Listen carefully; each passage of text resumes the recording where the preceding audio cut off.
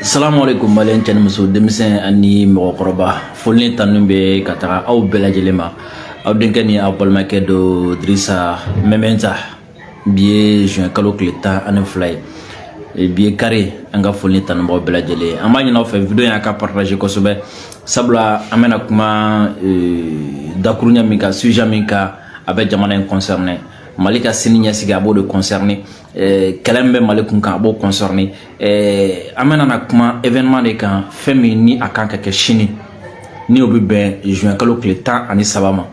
ntɛnɛn sini ntɛnɛn ko ba dɔ kun bɛ Mali kan sini ntɛnɛn Mali ka avenir kuma bɛna taga fɔ sini ntɛnɛn kɛlɛ min bɛ Mali kɔnɔ a kuma bɛna taga fɔ a kuma bɛna taga fɔ min a kuma bɛna taga fɔ Nations Unies de la Nations Unies o ye diɲɛ seleke naani tɔnba tɔnba ye diɲɛ seleke naani jamana bɛɛ lakodɔnnenw faralen no ɲɔgɔn kan tɔn min kɔnɔna la n'o ye ONU ye olu ka bolofara min bɛ yen nɔ ni u b'a fɔ a ma ko Conseil de sécurité o Conseil de sécurité de ye jɛkulu min sigilen don diɲɛ ko minnu ka kalan diɲɛ ko gɛlɛnw olu de b'u da don la ko o jalatigɛ ni Ala sɔnna ma sini fɛn min MINUSMA ka mandat ko kuma ye dɔ bɛ fara kan wa dɔ tɛ fara kan wa ni dɔ farala kan mun bɛ falen a kɔnɔna la mun tɛna falen a kɔnɔna la ni dɔ yɛrɛ ma fara kan a bɛ nana kɛ cogo di ni Ala sɔnna ma sini o de bɛna taga jalatigɛ Conseil de sécurité kɔnɔna la an bɛ ka kuma aw fɛ nin waati min na fɛn min Mali délégation ye o bɛ kɛnɛ kan déjà n'o y'an ka ministre des affaires étrangères ye Abdoulaye Diop ale kɔni tagara a bɛ tile 2 bɔ a ye ɲɔgɔn ye caman kɛ ani mɔgɔ caman ye ɲɔgɔn ye a bɛ dɔgɔkun daba dɔ fana bɔ fɛn min ye Faransi ye olu ka diplomatie o wulilen don k'i jɔ ko fo ale sagona projet ale sagona résolution o ka passer MINUSMA kun kan Faransi ka laɲini ye jumɛn o ye ka san 1 fara MINUSMA ka mandat kan o tɛ a bɛɛ ye ka tila ka MINUSMA ka baara ka kolo girinya kosɛbɛ o yɛrɛ ɲumana ko fɛn min ye droits humains défense des droits humains ko k'o fanga bonya kosɛbɛ o kɔnɔna la donc ça veut dire o kɔrɔ ye jumɛn Faransi bɛ ka wuli ka jɔ de kɛ Nations Unies kɔnɔna la walasa MINUSMA ka mandat a ka yɛlɛma dɔrɔn ka kɛ an ka armée ka fereke armée sen na a ka yɛlɛma ka kɛ doni ye an ka jamana kunna ka kɛ doni ye an ka armée kunna walasa diɲɛ don o don u k'an ka armée tulokɔrɔla gan an ka sɔrɔsiw binna nin mɔgɔ hakɛ kan nin dugu in bɛ tan walima ka taga résolution voter Mali sɔrɔsiw kana na se yan fɛ bilen zone de ka kɛ yan fɛ zone tampon ka kɛ yan fɛ a kere Faransi kɔni bɛ wuli ka jɔ bɛɛ lajɛlen na walasa san nata kɔnɔna la san 1 ka di MINUSMA ma a ka don nin da ninnu de fɛ fɛn min ye Russie fana ye olu fana a bɛ dɔgɔkun damadɔni fɔ olu fana wulilen don k'u jɔ Conseil de sécurité kɔnɔna la Nations Unies kɔnɔna na ONU kɔnɔna na ka kɛlɛ bɛɛ kɛ ko fɛn min ye MINUSMA ka mandat ye ko hali n'a tɛ ɲɛ ko a bɛ prolonger ko fɛn min ye droits humains ko kuma ye ko k'o fanga dɔgɔya a kɔnɔ kosɛbɛ kelen ko fɛn min ye fana MINUSMA fana ko ka a fanga dɔgɔya kosɛbɛ ka caman bɔ a fanga la ka caman bɔ a tagayɔrɔ la ka caman bɔ a ka laɲini na ka caman bɔ a ka fɛn caman na Russie fana bɛ o kɛlɛ la olu b'o wuli ka jɔ la an bɛ don min na i n'a fɔ bi a kɔni ganenba don Nations Unies kɔnɔ na fɛn min y'an ka mɔgɔ fana n'o ye Abdoulaye Diop o fana n'a ka délégation o fana bɛ rencontre la o ye mun ka mɔgɔw rencontre an ye chinois ka représentant min bɛ yen nɔ an y'olu rencontre farafina tɔgɔ la Conseil de sécurité pour que aw ka Conseil de sécurité faamu Conseil de sécurité membre 15 de bɛ yen o membre 15 na 5 bɛ yen nɔ a bɛ fɔ olu ma ko membre permanent droit de veto bɛ olu bolo o dɔ ye jumɛn Russie bɛ o la chinois b'o la américains b'o la Angleterre n'u b'a fɔ o ma ko Royaume-Uni walima Grande-Bretagne olu b'o la ani Faransi olu ye membre permanent 5 ye membre permanent 10 fana bɛ yen nɔ minnu bɛ yen nɔ ni olu bɛ na olu bɛ san 2 de kɛ vote de bɛ kɛ walasa u ka na n'u ye san 2 kɛ o bɛ tila ka falen tuguni mais o membre 10 fana a tilalen don diɲɛ sigida bolo ni ɲɔgɔn cɛ o bɛ taa o tacogo la mais o membre 10 in droit de veto tɛ membre 10 non permanent kɔrɔ jumɛn ko olu tɛ yen badabada 5 min bɛ yen nɔ ni olu ye permanent ye olu bɛ yen badabada wa droit de veto bolo ni olu kelen ko ko min tɛ kɛ diɲɛ kɔnɔ o tɛ kɛ a dɔw la o dɔw bɛ k'a fɔ ala jɔyɔrɔ ɲinini tɛ sa wa voilà bref a video y'a partager kosɛbɛ donc o membre permanent 5 min bɛ yen ani non permanent 10 min bɛ yen nɔ fɛn min wuli ka jɔ kɔni u bɛ sen na nin waati na bɛɛ lajɛlen bɛ k'i ka wuli ka jɔ k'i ka fan fɛ fɛn min ye an ka ministre des affaires étrangères ale tagalen ni sisan cɛ fɛn min ye Russie ta ye a n'o kumana chinois ta a n'o kumana Faransi ta min bɛ yen nɔ ani o kumana femi un état min be no anolu kumana ani farafina yɛrɛ tɔgɔ la membre non permanent minnu be n'olu ye farafin ye ani olu fana kumana ani mɔgɔ caman kumana ani Nations Unies yɛrɛ kɔnɔna la yen nɔ Conseil de sécurité la secrétaire adjoint minnu ka baara ɲɛsinnen don comment dire la bɛn ma Nations Unies ka mission ninnu caman bɛ mɔgɔ minnu ka bolo kɔnɔ fɛn min ye Abdoulaye Diop ye ani olu fana kumana donc sini ni ala sɔnna ma fɛn min Abdoulaye Diop yɛrɛ ye ale kan ka discours kɛ sini Conseil de sécurité la Abdoulaye Diop ka discours kɔnɔna la hali n'a sɔrɔ n'a ma discours ye an ɲɛna sa mais an b'a dɔn k'a fɔ a ka discours kɔnɔna la kuma bɛna taga kɛ min kan o ye d'abord Mali yɛrɛ bɛ lahala min na Mali bɛ binangu min kan Mali bɛ dangu min kan Mali bɛ yɔrɔ min na degun jumɛn bɛ a kan Mali bɛ yɔrɔ min na transition sera ka degun jumɛn ni jumɛn wuli sécurité la n'o ye lakana fanfɛla ye an sera ka mun kɛ développement la n'o ye ɲɛta fanfɛla ye an sera ka mun kɛ droit de l'homme na an sera ka mun de kɛ fɛn min élection labɛn n'o ye jamana sera ka mun kɛ wa MINUSMA yɛrɛ a bɛ Mali kɔnɔ Mali hakilila ye jumɛn MINUSMA ko kan Abdoulaye Diop a b'a fɔ sini MINUSMA yɛrɛ kan ka baara min kɛ Abdoulaye Diop a bɛ n'a fɔ sini MINUSMA kan ka to yen a man kan tɛ ka to yen Abdoulaye Diop a da bɛ na se a ma sini ni MINUSMA tora yan a kan ka baara min kɛ jagoya la ni o ye Mali ka laɲini Abdoulaye Diop a bɛ na fɔ sini ni MINUSMA yɛrɛ taara fɛn minnu ni fɛn minnu kan ka kɛ Abdoulaye Diop a bɛ na fɔ sini donc bref Abdoulaye Diop nana discours kɛ sini Conseil de sécurité la ka ni Mali jɔyɔrɔ Mali ka hakili la ka o ɲɛfɔ o la n'a y'o ɲɛfɔ sa o la o kɔfɛ soit résolution minnu bɛ présenter soit faransi bɛ n'a fɔ ko ale ka résolution ka passer walima Mali yɛrɛ avec cette fois-ci avec la Russie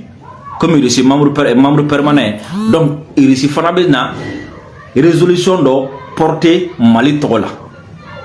parce que o kuma bɛ yen danfara min bɛ ni sini ɲɔgɔn ye ni ɲɔgɔn ye tɔ cɛ moi je pense que nin y'a siɲɛ fɔlɔ ye Nations Unies kɔnɔna la MINUSMA casque bleu ka kuma a ka gan a ka sama ka taga se ɲɔgɔn la fo jamanaw ka ɲɔgɔn sama a kɔnɔna la parce que Russie y'a yira fɔlɔ Russie y'a yira déjà k'a fɔ ko fɛn min ye faransi ka résolution min ko ni a bɛ fɛ ka n'a yira ko olu ko ni faransi ma dabila ko fɛn min olu ka droit de veto ye k'olu b'a imposer k'a fɔ ko wa k'a résolution k'a tɛ passer o kɔrɔ jumɛn faransi kelen ni faransi hakilila minnu bɛ faransi la laɲini minnu bɛ faransi la parce que a b'a dɔn faransi bɛ yɔrɔ min na bi jatigɛ min bɛ faransi la o ye jumɛn o ye Russie kelen no ka a sen dali min kɛ Mali la ni a bɛ ka faransi pousser ka taga yɔrɔ jan o jatigɛba b'olu la donc o de la nkalon caman bɛ ka tigɛ Wagner yan fɛ kirikara yan fɛ donc faransi bɛna fɛn bɛɛ de kɛ parce que faransi hakili la Mali armée bilama o hakili yɛrɛ tɛ dɛ faransi b'a dɔn Mali armée bilama ani Russie bɛ ka baara kɛ ni Mali armée bilama ni Russie continuera ka baara kɛ ɲɔgɔn fɛ a bɛ kɛ sababu ye Mali bɛ libéré a bɛ kɛ sababu ye an ka territoire an bɛ a sɔrɔ a bɛ kɛ sababu ye sous région kɔnɔna la an bɛ bonya donc faransi yɛrɛ hakili la sisan ni ale bɛ fɛ ka Russie contrer Mali la faransi bɛ nana baara jumɛn kɛ o ye ka sen da anw ka armée kan parce que a bolo anw ka armée ni Russie bolo bɛ ɲɔgɔn bolo an bɛ minɛnw sɔrɔ o bolo an bɛ formation sɔrɔ o bolo an bɛ drone sɔrɔ o bolo an bɛ radar sɔrɔ o bolo an bɛ avion sɔrɔ o bolo donc faransi hakili la ni ale sera ka sen da Mali armée kan sisan nɔ donc o y'a sen dali Russie ko kan o de la faransi bɛ ka fɛn bɛɛ lajɛlen kɛ résolution min bɛna ta résolution in kɔnɔna la walasa digi ka se ka kɛ armée kan ni droit de l'homme ko kuma ye digi ka se ka kɛ armée kan ni droits humains ko kuma ye digi ka se ka kɛ armée kan ni exécution ko kuma ye o la ni digi kɛra armée kan sisan nɔ armée ka wuli ka jɔ fanga bɛ dɔgɔya armée ka marge de manœuvre bɛ dɔgɔya armée bɛna na contrôler kojugu donc n'o kɛra ni armée dara Russie bɛ da parce que faransi b'a dɔn bi bi in na ni Mali ni Russie ni ɲɔgɔn cɛ coopération na ni fanga bɛ yɔrɔ la o ye armée sira ye donc o de la faransi bɛ ka fɛn bɛɛ lajɛlen kɛ pour que k'o kɛ donc Mali ani Russie olu fana bɛ ka fɛn bɛɛ lajɛlen kɛ pour que sini kuma in kɔni fɛn min ye MINUSMA hali n'a ti ɲɛ ko a mandat bɛ renouveler a ɲɛmɔgɔya ka di Mali ani Russie ma parce que ni olu sago tɛmɛna o y'a ɲɛmɔgɔya dila olu de ma donc MINUSMA kan ka don da min fɛ olu bɛ a don da fɛ donc mɔgɔ bɛ se ka mun fɔ ni nin ko ninnu bɛɛ lajɛlen jateminɛ k'a ye i b'a ye k'a fɔ ko droit de veto bɛ Russie bolo droit de veto bɛ faransi bolo Mali fana jamana MINUSMA bɛ na yɔrɔ min na donc Mali fana hakilila ta bɛ ɲininkali kɛ déjà n y'a fɔ aw ye ko Russie y'a yira k'a fɔ ko ni faransi m'a dabila ni faransi ko fɔ ale ta in ka tɛmɛ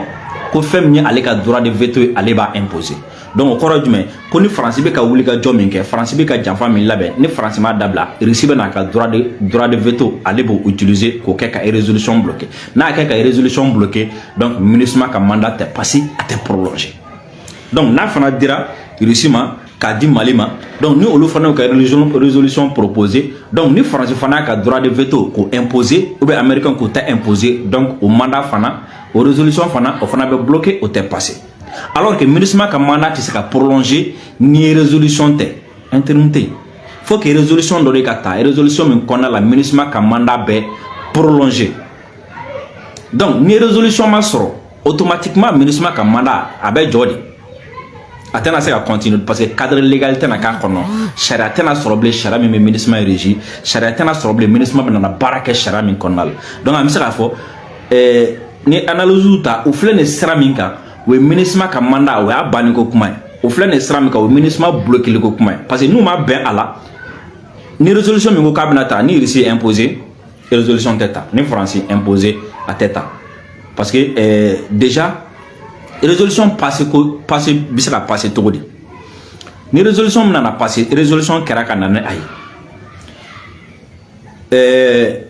n ye jamana minnu fɔ n ko jamana 15 min bɛ yen n'o ye conseil de sécurité kɔnɔ membre b'a kɔnɔna la n ye 5 fɔ n ko ye permanent ye n ye 10 fɔ n ko ye non permanent ye mais élection de bɛ kɛ tɛgɛ de bɛ kɔrɔta kala de bɛ fili ɔ nin résolution in bɛna Mali kun kan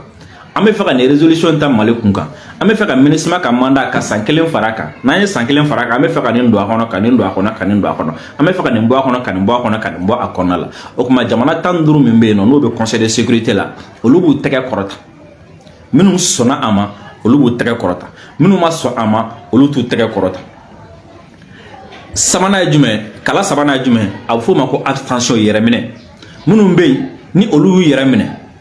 u t'a pour la u t'a contre la c'est à dire a ka bɛɛ ka kan olu ma quoi a prolonger a ka kan olu ma a ma prolonger a ka kan olu ma donc olu bɛ se k'u yɛrɛ minɛ donc sinon a bɛ jate minnu y'u tɛgɛ kɔrɔta k'a fɔ k'olu bɛ fɛ ka renouveler ni nin renouveler cogo in na ni o jama cayara ni minnu banna ma ye donc résolution bɛ ta mandat bɛ se ka renouveler ka san 1 fara a kan mais hali o fana bɛɛ kelen kɔfɛ droit de veto bɛ minnu bolo olu bɛ se k'a fɔ bon an ma jɛn n'a ye yɛrɛ ni olu ko k'u ma jɛn n'a ye dɔrɔn o ye élection yɛrɛ bɛɛ lajɛlen bannen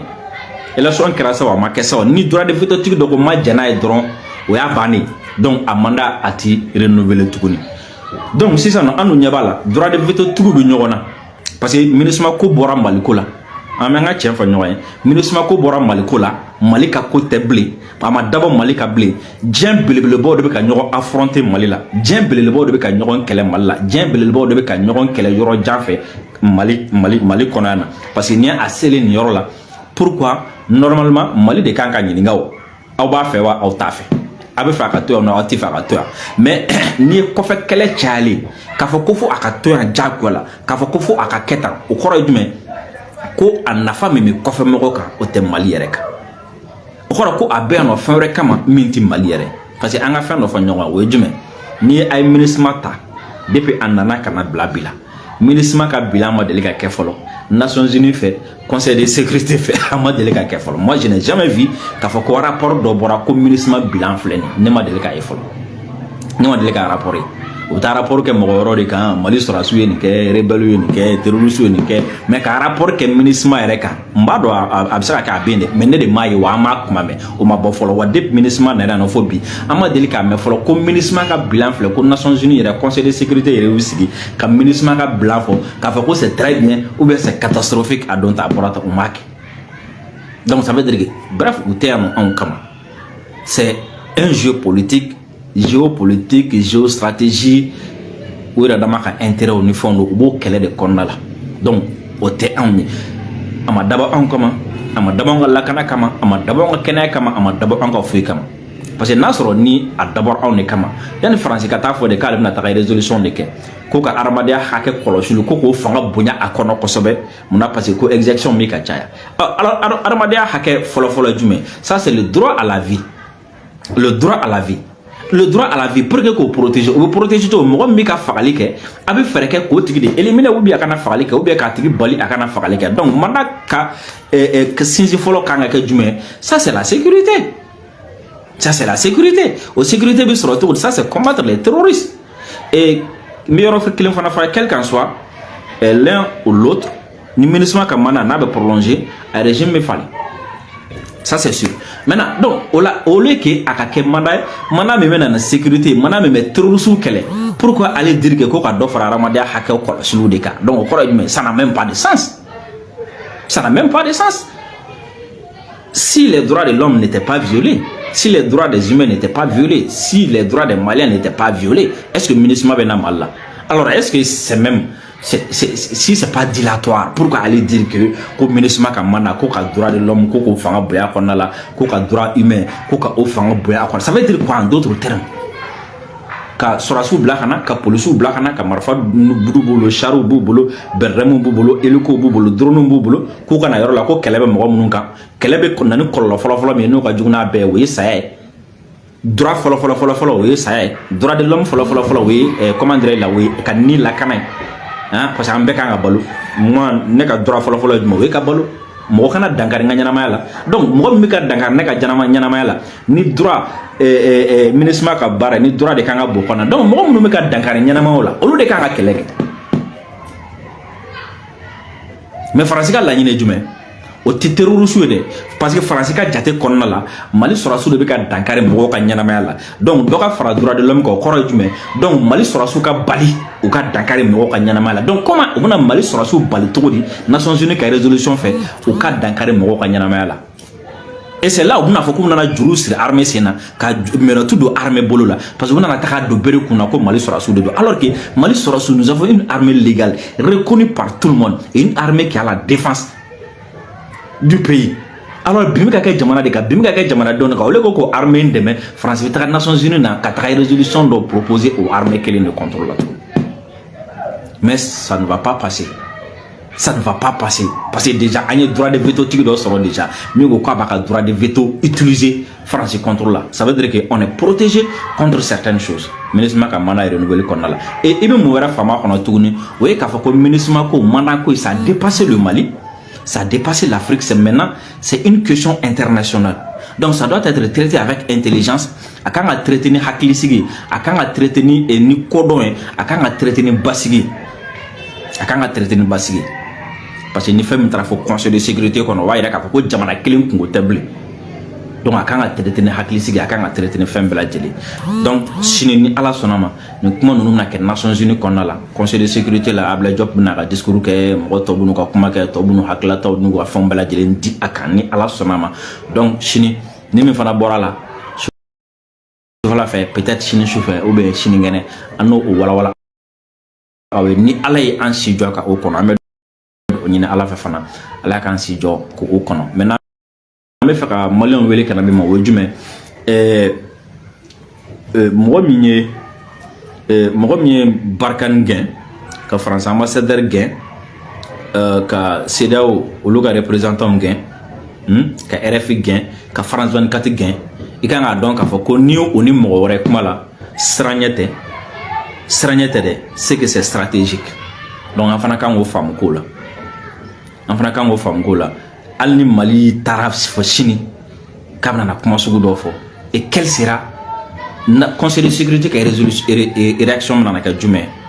ka ɲɛsin a ma donc sini ta in a bɛ gérer ni hakili de a tɛ gérer ni dusu ye sini ta in a bɛ dilan ni dɔnniya de sini ta in a bɛ dilan ni Mali ka siniɲɛsigi de lajɛli ye sini ta in a bɛ dilan ni Mali ka image de lajɛli ye donc a bɛna dilan ni o de ye sini donc mɔgɔw kan k'o de faamu k'a fɔ ko u sera niveau min na dusu tɛ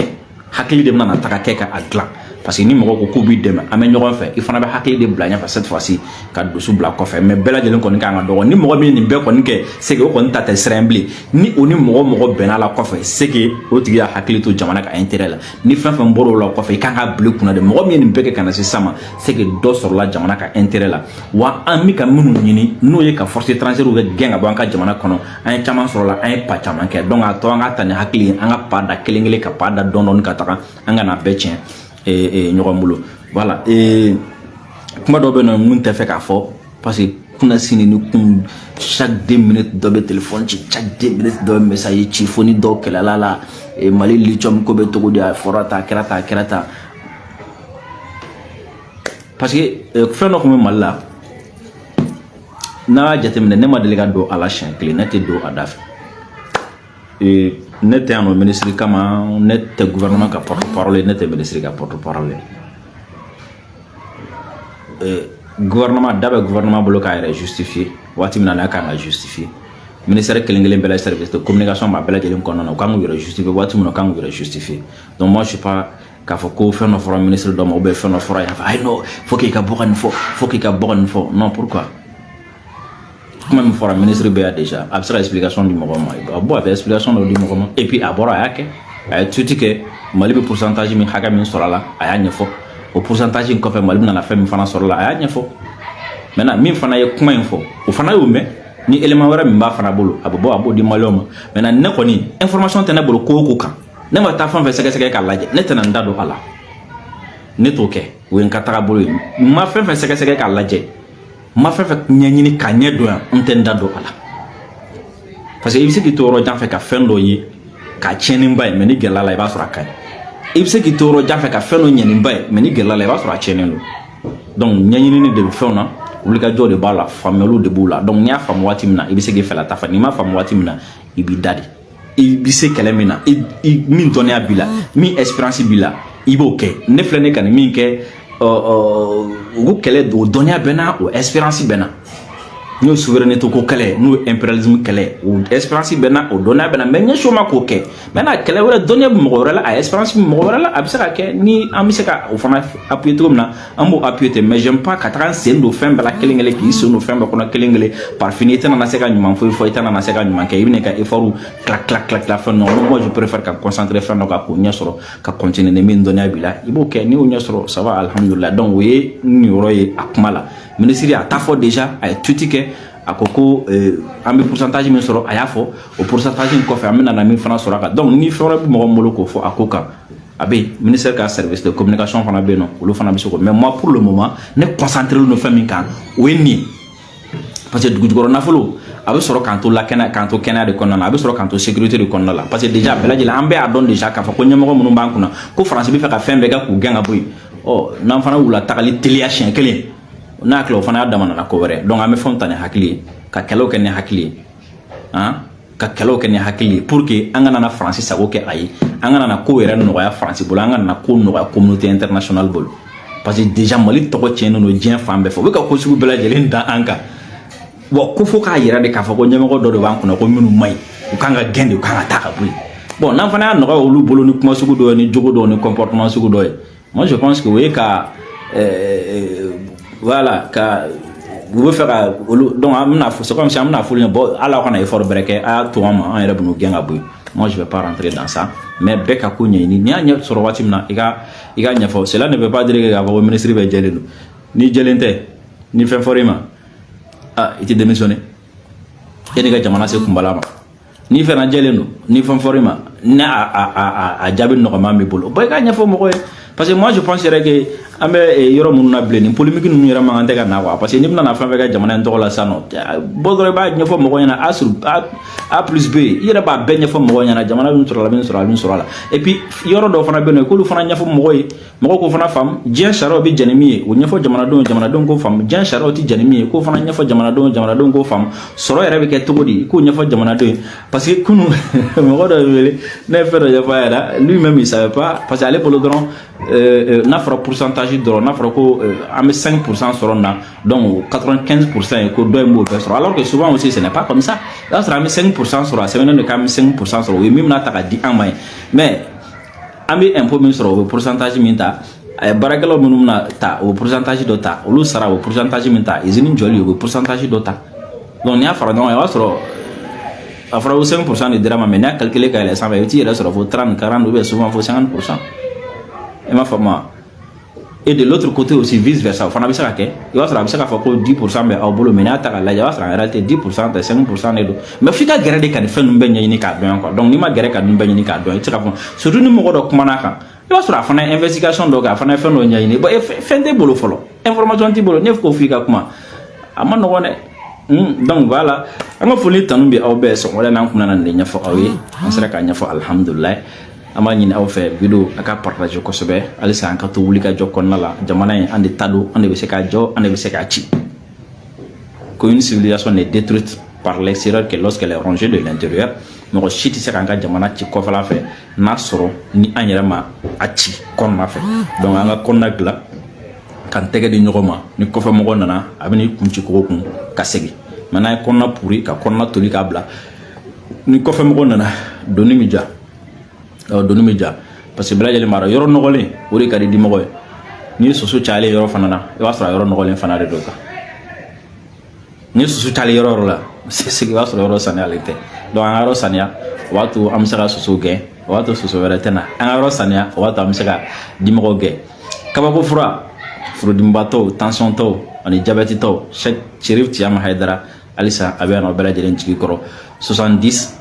18 08 24 o y'a ka numéro ye n'a kamana gannen don a bɛ se k'a wele n'aw taara n'aw kumana n'aw bɛnna kan alhamdulilayi a ka fisa an ka foli ni tanu bɛ aw bɛɛ lajɛlen ye an tɛ se k'an da don fɛn bɛɛ la o se tɛ an ye o moyen tɛ anw bolo an tɛ se ka bɔ ka kuma waati bɛɛ la o se tɛ an ye o se tɛ an ye o moyen tɛ an bolo moyen b'an bolo an b'an ka baara kɛ ka dan o hakɛ ma ka dɔn fana k'a fɔ ko contrainte bɛ an na physiquement financièrement et autres donc n'an sera ka dan yɔrɔ min na an bɛ dan ye merci an b'an dɛmɛbaa bɛɛ fo ka Orange Money tigiw fo halisa k'a fɔ ko n'i ye halisa an bɛ se ka continuer ka baara in kɛ grâce à vous aussi parce que ni aw tɛ a bɛ gɛlɛya kosɛbɛ donc an ka Ala fana fo kosɛbɛ salamu